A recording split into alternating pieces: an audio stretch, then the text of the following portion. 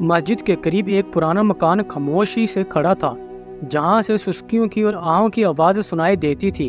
یہ گھر آمنہ کا تھا، جس کی عمر صرف 8 سال تھی، لیکن اس کا دل اس کی زندگی کے سب سے بھاری بوجھ سے دب گیا تھا۔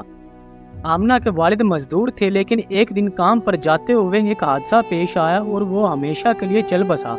آمنہ کی ماں نے اسے سہارا دینے کی پوری کوشش کی، لیکن اس کی بیماری نے اسے جلد ہی گھیر لیا۔ ماں کو کھونے کے بعد آمنہ کا ننھا سا دل غم کے سمندر میں ڈوب گیا۔ اب وہ نہ کسی کے ساتھ کھیل سکتی تھی، نہ ہنس سکتی تھی۔ دنیا اس کے لیے تاریخ ہو چکی تھی۔ گاؤں اسے ترس کھا کر کھانا کھلا دیتے تھے، لیکن اس کے دل کے زخم کو کون بھر سکتا تھا؟ گاؤں کے بچے اپنے والدین کے ساتھ بازار جاتے تو آمنہ کچھ فاصلے پر بیٹھ کر انہیں دیکھتی۔ اس کی آنکھوں میں آنسو رواں ہو جاتے۔ اس کا دل تڑپ رہا تھا کہ باپ کا ہاتھ پکڑ کر چل دے، لیکن اس کا سہارا اب قبر میں سو رہا تھا۔ آمنہ اکثر مسجد کے صحن میں بیٹھی ہوتی، جہاں مولوی صاحب قرآن کی تلاوت کرتے تھے۔ اس کی چھوٹی چھوٹی آنکھیں روشنی کی طرح چمک اٹھی تھی۔ جب بھی قرآن پاک کی تلاوت کرتی تو خاموشی سے دعا کرتی کہ اللہ مجھے بھی توفیق عطا فرما۔ گاؤں کے کچھ بچے اسے چھیڑتے، اسے یتیم کہتے اور اس کے پرانے کپڑوں پر ہنستے، لیکن آمنہ نے کبھی کوئی جواب نہیں دیا۔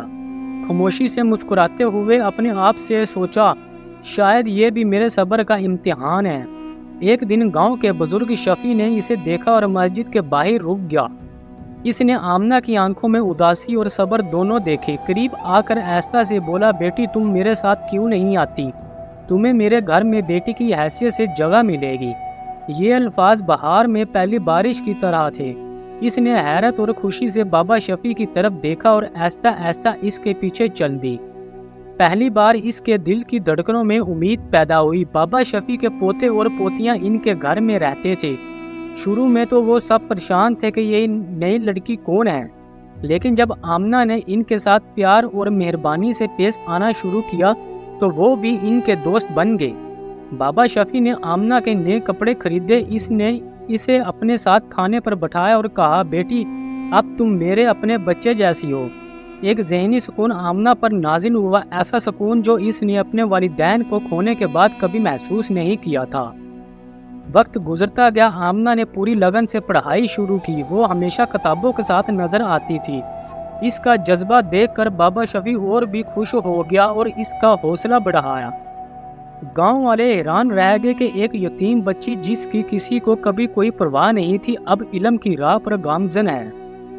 آمنہ نے نہ صرف اپنی پڑھائی میں محنت کی بلکہ گھر کے کاموں میں بھی مدد کی۔ بابا شفیع کی بیٹیوں کی طرح وہ ہر کام خوشی سے انجام دیتی تھی۔ ایک دن گاؤں کی عورتیں آپس میں باتیں کر رہی تھی، یہ لڑکی واقعی ہم سب کے لیے ایک سبق ہے۔ یتیم ہونے کے باوجود اس کے دل میں شکر ہے اور اس کی زبان پر کوئی شکایت نہیں۔ آمنہ نے اسکول میں سب کو متاثر کیا۔ استادہ اسے ایک بہترین طالبہ قرار دیتے تھے اور وہ نہ صرف خود پڑھتی تھی بلکہ کمزور طلبہ کی مدد بھی کرتی تھی۔ سال گزر گئے اور آمنہ نے اپنی تعلیم مکمل کی۔ اب وہ گاؤں کی پہلی لڑکی بن گئی جو ٹیچر کے عہدے پر فائز ہوئی۔ دیہاتی بڑے فخر سے کہنے لگے کہ یہ وہی یتیم لڑکی ہے جسے ہم نے مسجد میں روتے ہوئے دیکھا تھا۔ آمنہ نے اپنی زندگی دوسروں کی خدمت کے لیے وقف کرنے کا فیصلہ کیا۔ اس نے یتیم اور غریب بچوں کو پڑھانا شروع کیا۔ بابا شفیع اب بوڑھا ہو گیا تھا، لیکن اس کا دل یہ جان کر خوشی سے بھر گیا کہ اس نے ایک یتیم لڑکی کی کفالت کی ہے اور وہ ان سب کے لیے سہارا بن گئی۔ آمنہ اکثر چھوٹے بچوں سے کہتی تھی، یتیم ہونا کوئی عیب نہیں ہے، لیکن ہمت کی کمی ہے۔ ایک دن گاؤں کے امام نے خطبہ دیتے ہوئے کہا کہ یتیم کے سر پر ہاتھ رکھنا جنت کا راستہ ہے۔ اللہ یتیموں کی مدد کرنے والوں کے گھروں میں برکت ڈالتا ہے۔ سب کا دھیان آمنہ کی طرف ہو گیا۔ ایک دن ایک عورت نے کہا کہ بیٹی تم نے اپنی محنت سے ہم سب کو سکھایا ہے کہ انسان چاہے تو اپنے حالات بدل سکتا ہے۔ دور دور سے بچے اب آمنہ کے سکول آتے تھے۔ اس کی شہرت گاؤں سے شہر تک پھیل گئی۔ وہ ہر روز اللہ کا شکر ادا کرتی اور سوچتی کہ اگر بابا شفیع نے میرا ساتھ نہ دیا ہوتا تو شاید میں آج سڑکوں پر گھوم رہی ہوتی۔ اپنے آخری سالوں میں بابا شفیع نے سب کو نصیحت کی، یتیم کے آنسو کو مت دیکھو بلکہ اس کے زخموں پر مرہم رکھو۔ یہ سب سے بڑی عبادت ہے۔